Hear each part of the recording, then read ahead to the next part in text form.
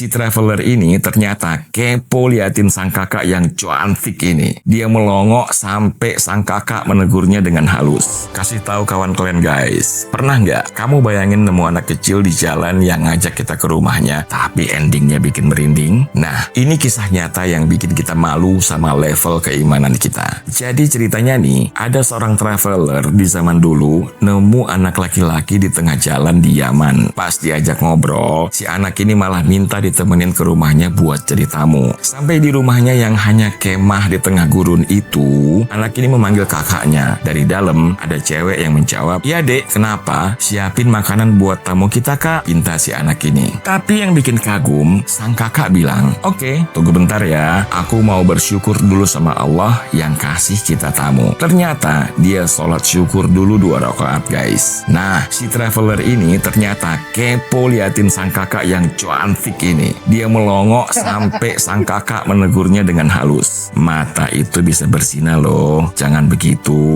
Malamnya, si traveler ini mendengar suara yang mengalun merdu membaca Al-Quran sepanjang malam. Paginya dia tanya ke anak itu. Ternyata itu suara sang kakak yang ngaji dan tahajud semalam. Si traveler ini heran, "Kenapa kamu yang laki-laki malah nggak tahajud?" Anak itu cuma tersenyum.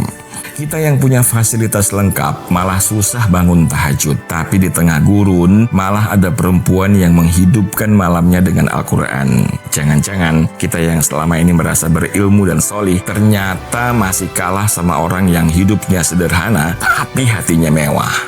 Untukku yang utama dan juga buat kita semua, share.